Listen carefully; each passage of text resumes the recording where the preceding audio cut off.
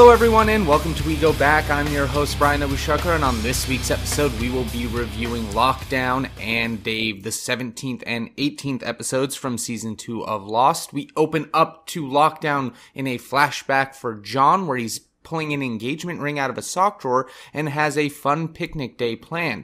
He and Helen are still together, and as he's getting the picnic planned in the kitchen, Helen points out that his father, Anthony Cooper, has died in the obituaries, and they're holding a service that day.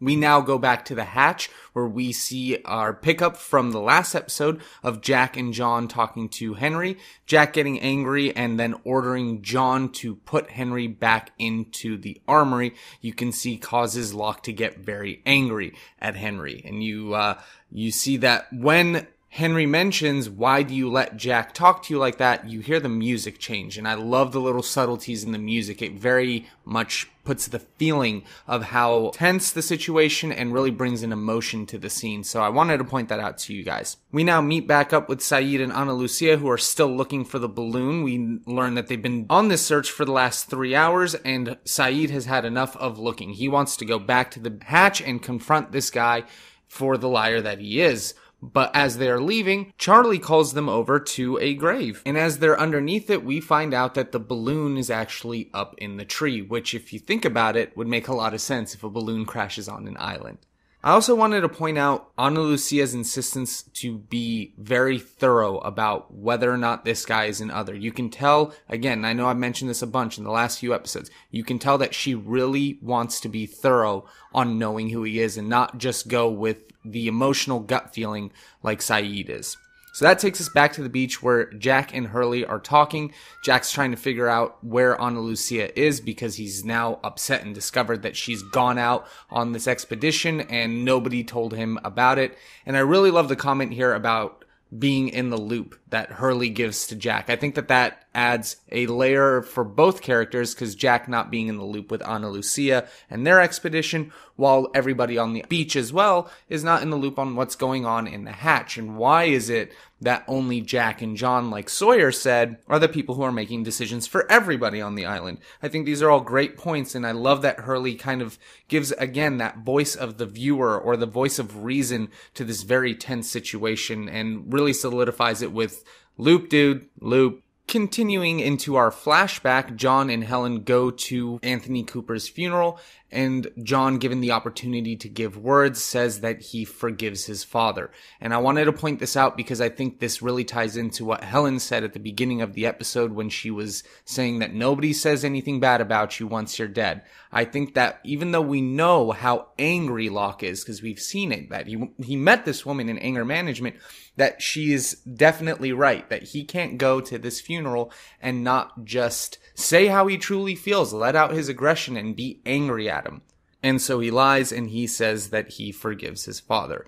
He also notices these two shady people who are watching the funeral and a Mercedes that seems to pull out right as they put the body into the ground. We now go back to the hatch where, after John has heard some static in the radio, a lockdown occurs with the blast doors that Michael had mentioned from earlier in the season. Locke is now completely trapped inside of the hatch and cannot get out. Very quickly, back on the beach, we see Jack get involved in a poker game that he had noticed earlier. He's giving advice to Kate and Hurley about how Sawyer is playing, and then Sawyer sets up a challenge. Jack agrees to sit down and play a couple of games, and I bring this up because I wanted to point out that this is why he doesn't come back to the hatch during the lockdown. And that way we also know that Locke and Henry are on their own down there. This will take us into our next flashback where Locke is doing a home inspection for Sayid's one true love, Nadia. There she is. She is now in Orange County, or Tustin, at least in the LA area. And she is getting a home inspection by John Locke. Again, we see that same Mercedes, but this time John approaches it and finds his father inside of it. I love the role reversal here of now John is being followed by his father, and they end up going to a bar. In the bar, Anthony apologizes to Locke, and Locke finally gets to say his piece. You could have just asked me for the kidney. You didn't have to con me. You didn't have to do all of this stuff. You could have just asked me. And you could see he finally gets that confrontation. And then I did want to make a little bit of a note here. I don't think we've ever seen Locke drinking alcohol with anybody but his father. I wonder if there is any sort of consistency there. If John doesn't drink or do any of these things, but only does this stuff with his father because he wants his father's affection so much. We find out that there is a safety deposit box filled with a bunch of money that he had stolen from these two guys who were at the funeral, and he wants John's help to retrieve it, offers him some of the money of it. At this point, if you're not skeptical, I don't know what's wrong with you. Because as the viewer, we know that robberies of safety deposit boxes don't really go the way that they are planned to for the people who are being set up. We've seen Kate set up her boyfriend to try to get to the safety deposit box for her plane, and now we are seeing Anthony Cooper at least asking John to come in and try to help him with the money. This takes us back to the hatch where Locke lets Henry out of the armory to help him with the blast doors, and he swears to keep him safe no matter what happens. They're both able to pry the door up a little bit, and John tries to slide underneath but ends up getting stuck.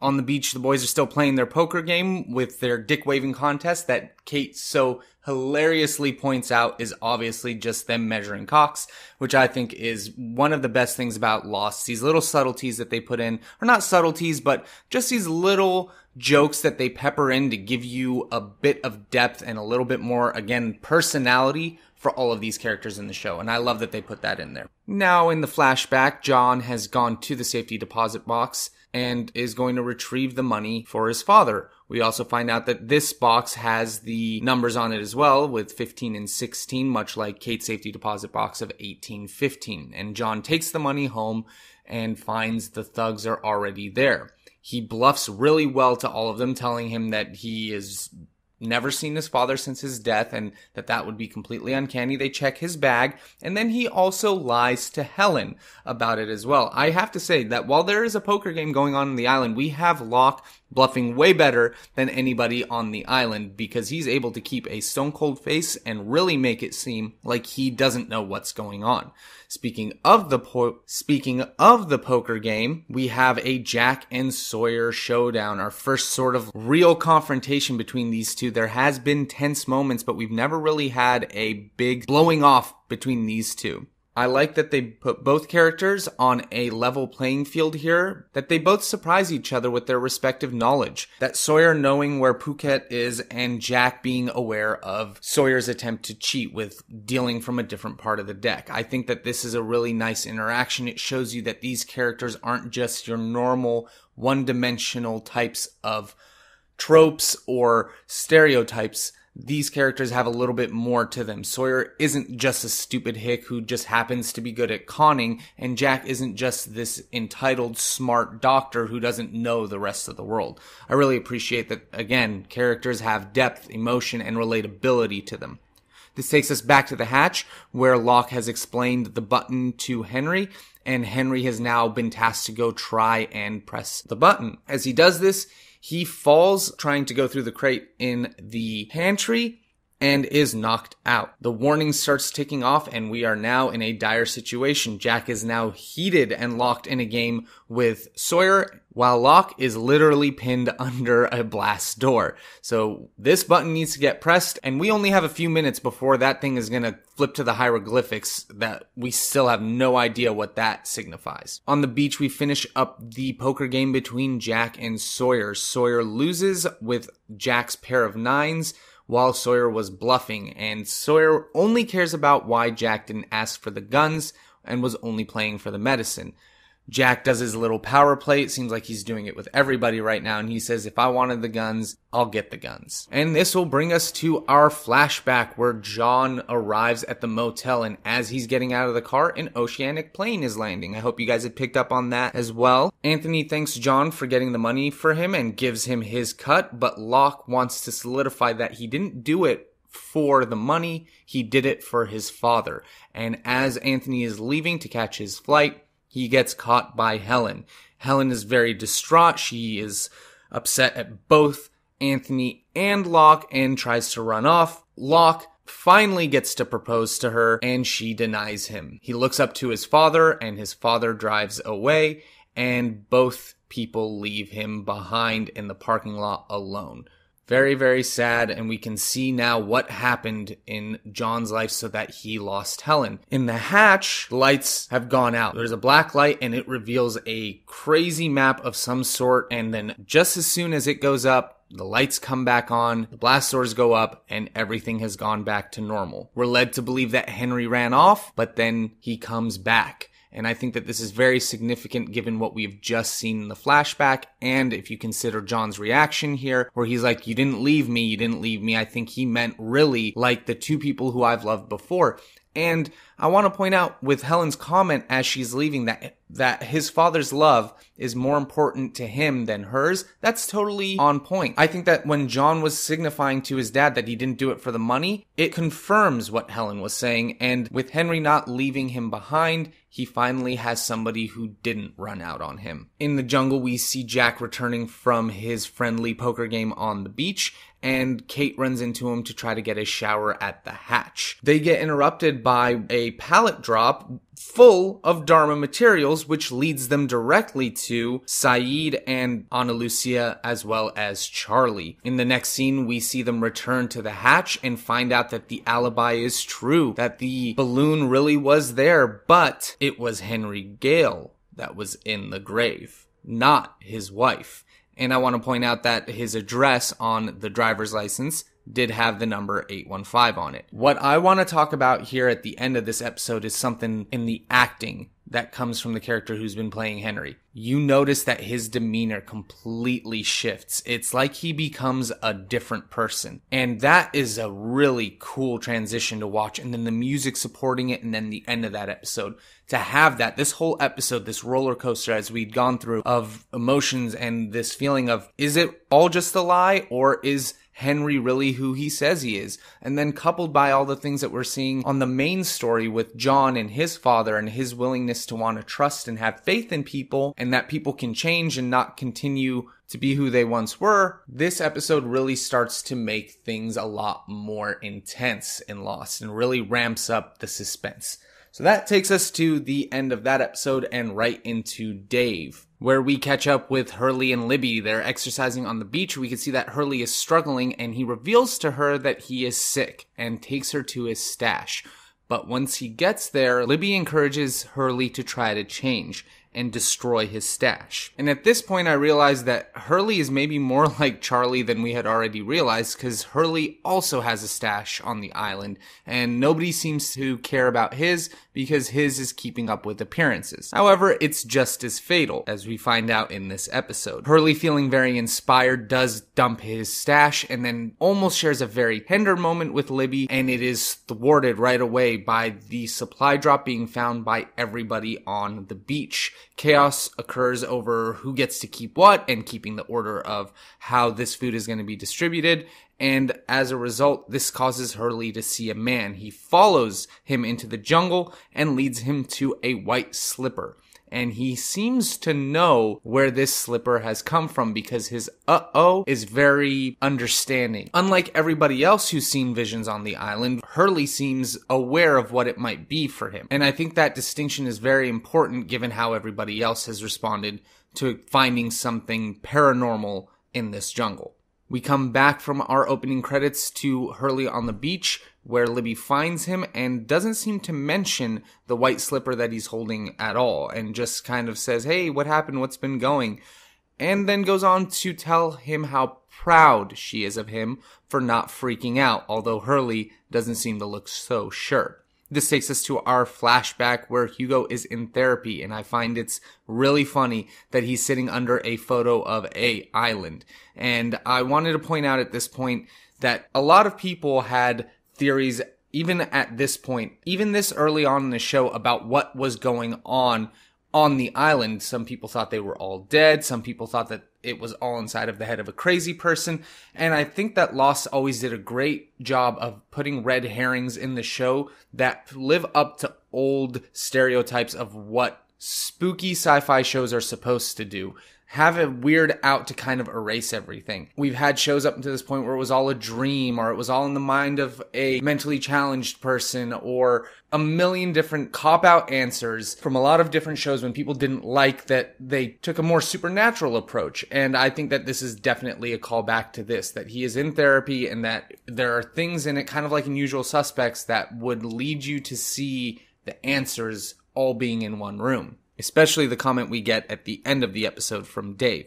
But we'll get to that in just a moment. I want you guys to notice Hurley in this scene. He's not the same Hurley that we have seen on the island at all. He's a lot more down. He doesn't want to talk about this accident. His demeanor is very different. And he's a lot more negative and close-minded to what's going on around him. Rather than, again, how he is on the island. He's a lot more upbeat and trying to help people out. Through the therapy session, we find out about the namesake of this episode and his thoughts on Hurley's assignments to try to help him feel better about himself. Hurley's therapist points out that Dave doesn't seem to want Hurley to change and that Dave might be a negative influence on Hurley. We then meet Dave, who's playing, in big quotes, a game of basketball with a couple of the other inpatients and has a very, very negative influence on Hurley, if you can see. He's also a very negative person, just yelling and shouting at everybody around him. Very opposite to how Hurley is. And then he wants Hurley to go get tacos and gets him all excited about that. Whereas when Dave wasn't around, it seemed like Hurley was sort of starting to see a little bit of a better outcome for himself. We now return to the hatch where Jack is tending to Locke, who has a fracture, but he can't really tell. They tried to get the wheelchair from the beach for Locke, but he is vehemently against having to be put in a wheelchair again. While this is going on, Saeed and Ana Lucia are interrogating Henry, we'll still call him that, who continues to lie so expertly. He goes through so many different, very plausible, very believably lied lies. Like, you're watching this guy and you can really feel like, yeah, this has got to be true. Now, of course, on the surface, he's an actor and he's there to make us believe what we see on the screen. But at the same time, it's not easy to act in this type of character, to have this many different types of personalities and dispositions, and he seems to just move within them so fluidly. It's really, really eerie. And when Saeed calls him out on one of his lies and brings out the $20 bill, again, now this guy shifts so fast and he's talking fast and he's trying to come up with things that would save him no matter what, and talks about how these others will hurt him if he tells them anything, and he tells them, if you knew what he would do if I told you any of the secrets, and they think it's the bearded man. He says it's no, but that guy's nobody. And this whole scene is so tense. We're starting to get some answers, but then at the same time, can you really take anything this guy is saying at face value? He's lied about so many things so far. We don't even know what, but so believably so that would you even want to listen to this guy? In a way, I kind of agree with Saeed's reaction here, where he puts a gun to the guy's head and is absolutely going to shoot him, because I think he realizes, given his experience, that this guy will never give anything up to these people that he doesn't want to give up. I think that that is what Saeed is trying to show here. It looks crazy, and Anastasia has to kind of calm him down and get him out of the room, but I think he might actually have a point. Now, I don't agree with killing somebody, but I agree with his severity, because they need to get answers, or they need to get something, and this guy, given the current circumstances, is not going to give that to them. We now come back to the beach where Echo is working on something. Charlie brings him a pallet and then kind of gets forced into helping him. I think I've noticed that Charlie doesn't do a lot of things by his own motivation. Now, he brings the pallet from the airdrop over to Echo, so he is aware and he is trying to be helpful, but he never does anything on his own motivation. He's always dragged into things, even when he's not using. I know I had mentioned earlier he got roped into a lot of different things because he was using heroin at the beginning of the show, but here he just kind of is complicit to whatever Echo wants. He tells him to start working. He doesn't even want to tell him why he's working, and he just goes along with it. I don't know if that's because he is lost, and no pun intended, and just doesn't know what he wants in life, and that's why he turned to the drugs, or if it's just part of Echo's personality, and he knows that if he divulges to Charlie what he's doing right off the bat, maybe Charlie will lose interest in it. I'm not sure. What do you guys think? During this time, we find Hurley in the jungle, who finds a box of fish crackers, and Dave suddenly reappears again. So we do have a connection now twice with Hurley and 3 times if you consider at the beginning of the episode with the food drop, of Hurley, Food, and this guy Dave. Dave runs off and it leads him to Echo and Charlie. Hurley actually asks if these 2 guys have seen a man running through the jungle in nothing but slippers and pajamas and a bathrobe. Charlie makes light of it, but I want you to notice that Echo actually answers Hurley's question. And that brings us into our next flashback, where Hurley is playing Connect 4 with Leonard. We see Dave's with him, and Dave is continuing to be a bad influence, trying to get Hurley to eat the graham crackers. Hurley's doctor, Dr. Brooks, walks up and acknowledges Dave only after Hurley has said that he is there, and doesn't acknowledge Leonard at all. We also see that this is the only time that anybody aside from Hurley speaks directly to Dave in the entire episode. He takes a photo of the 2 for their bulletin board, and then Hurley, by Dave's suggestion, does not take his medication. On the beach, we find Sawyer, who's trying to pull apart cookies, get help from Hugo. Hugo tries to get some medication for himself, some of the clonazepam that he had just mentioned in the previous scene, and when Sawyer gets a little glib with him, gets jumped and beat up by Hurley.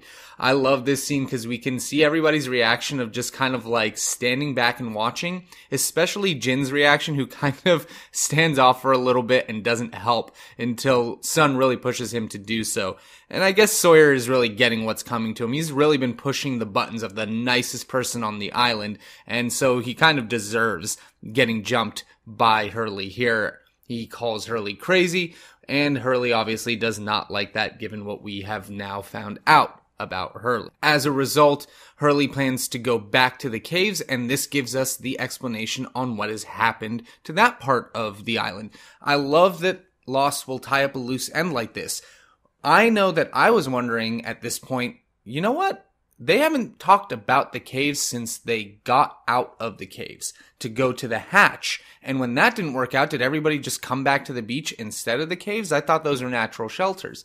But I guess that is exactly what's happened. Maybe the hatch is closer to the beach and that's why they're staying at the beach. But we now know, at least by a small definition, they aren't there anymore. We now return to our flashback where Hurley's having a conversation. We now return to the flashback in the therapy session where Hurley's talking to Dr. Brooks again, and we find out that because of Hurley's weight, a balcony collapsed with 23 people on it that had a capacity for 8. So those are those numbers right there again. And then I wanted to point out that throughout all of this, and while I'm watching this episode, I'm realizing, and it's told here when he talks about the things that he likes his Uncle Tito and everything like that, we find out that this is all happening before Hurley ever won the lottery. So this bad luck that has been happening to Hurley has happened before the numbers were even factored into his life by winning the lottery with them. And I think that that's a pretty significant point, especially when we consider how obsessed Hurley is about those numbers giving him bad luck. And it's obvious that Hurley's luck is coming from his own internal motivation. Dr. Brooks tells Hurley that the balcony would have collapsed with or without him being there. There were way too many people on it, and that it wasn't his fault. But Hurley makes the point that it did fall because he went on it, and that 2 people died because of it. He starts to turn very sour towards his doctor and tells him that Dave is right, and then the doctor shows him the photo he took earlier that day of Dave and Hurley. And it shows that Dave wasn't there at all. And so now we are realizing that what Hurley is seeing on the island is an apparition. However, later on, Dave finds Hurley sleeping and convinces him to get up and escape with him. But along the way, of course, again, finds something for Hurley to eat. So we are seeing this repetitive behavior by Hurley being influenced to eat by this guy, Dave. Dave jumps out the window and Hurley decides that he is going to make a stand and change, and that he doesn't believe that Dave really is there and that he is going to bring him to death by eating. He doesn't care. That Dave doesn't actually care about Hurley the way that Dave says he does, and he locks him out. This takes us back to Hurley in the jungle, who has found Dave on his way back to the caves, and Dave is trying to convince Hurley that he is still in Santa Rosa. And that this entire experience is all in his head, and really playing into that suspicion that we all have that maybe this is all inside of a crazy person's head, but really none of the other stuff would exist if it was inside of his head. And I really love these Hurley episodes because they explore a very different side of a character who we see a lot of in every episode, but we don't get a lot of flashbacks about. So we don't know why he's sort of this happier, much more secure person than he's being shown in this episode, but we do know that on the island he's a lot more optimistic than he was back at this point in his life. Maybe it was the lottery, but if he has bad luck, then why would it cause all of that? But of course we know he doesn't, because his quote bad luck had been going on his entire life. It's just a matter of circumstance. I think what they mean by creating your own bad luck or your own good luck is the way that you look at the world. If you pinpoint every negative thing in your life and you point at that being bad luck, then you'll always notice the negative things and all that bad luck will continue to happen. Whereas if you have the opposite, if you got some positive vibes, then you're going to be a lot happier in life. And I think that that's kind of the message when anybody ever says you make your own luck. Dave continues to berate Hurley about everything that's happened to him since he left the hospital. He says that he went into a catatonic state, passed out once he closed that door, and that none of this stuff that's happened to him, winning the lottery, meeting Libby, crashing in the plane, all of that is fake, and really gives a convincing argument that that is the case. If you think about all the stuff he's saying, and given the normal conventions of how you would think a person that big and a woman who's attractive, it really makes sense, especially if you're trying to play to the negative parts of a person's personality. And we all beat ourselves up. We all have this nagging voice in our head that's like Dave. And I love that they were able to personify him in a way that made him seem kind of cool. Because you're watching him and you're like, he's funny, he's interesting, he's kind of cool. But at the same time, his message is really self-destructive because it's all attacking everything that's making Hurley feel good about himself and trying to beat him down. He even says that they still have work to do, and what that work is suicide. I want you guys to realize this is all in Hurley's head, if you didn't already. All of this is in Hurley's head, and the point we just got to in this episode of Lost is we're watching Hurley consider killing himself because of how badly he feels about himself, or how bad he feels about his image, or anything about him, that his self-worth is so low that this nagging voice inside of his head. Now, I don't know what mental illness is like, and I have no concept of what a voice inside my head would sound like, but I can imagine that the way that they displayed this here was pretty close, where it just seems like, wow, he's right, and there's no other way, and it just seems almost like it's not your idea and that it's external, because this isn't the Hurley that we know. And I love this scene. It's so heartbreaking to see Hurley just continue to be destroyed. And then Dave decides to jump and says the same line as Desmond before he leaves Jack, which is, "I'll see you in another life." We now come back to the hatch where Locke is having a sit down with Henry, and he wants to know if Henry pushed the button. Henry describes exactly how he did not do that, how he stood there, saw all the things that we have all seen as the viewer, and heard all the things that we have all heard as the viewer, and then he tells us what we haven't. He plays to our curiosity and says that he did nothing and everything's set back to zero. We already have this doubt from Jack and John's disagreement on whether or not the button is real, and the comments from Michael earlier on as well. So we have our doubts as well, but we know that he's a liar. So really, can we trust what he's saying here? We have no reason to believe him. So now that seed of doubt is planted in all of our minds, including Locke's. We come back to Hurley on the cliff, and Hurley is now found by Libby, who helps talk him down. She tells him about the story of the man whose leg was broken, who again, we saw with her when we saw the other 48 days. So we know what she's saying is true. I love that they support their arguments here with things from the show, not just willy-nilly random things to give their argument more clout. They really show it to you earlier on, and then if it wasn't set up, reference it for substance. And I think that that's really cool. She describes to him that being told that you don't exist is insulting, which is probably one of the funniest lines in the show, because it's like, Are you really insulted by if somebody walked up to you on the street and told you that you didn't exist, would you be insulted or would you laugh? However, maybe she's insulted for a reason. But she talks about how the feelings that she has for Hurley are real, and then they have their moment. They finally kiss, and it's really great. I remember watching it live and feeling so happy for both of them, and then I loved Hurley's response of wanting to make sure it's real. It just shows his playfulness, his heart, his character. And I love Hurley's character. He's just so genuine, and he wants to be genuine with people. The way he treated Jack in the last episode about keeping people in the loop, and that the loop is important so that people don't feel left out, because maybe we could all make decisions together since we're supposed to live together and die alone. Hurley's trying to think for the greater good of the group.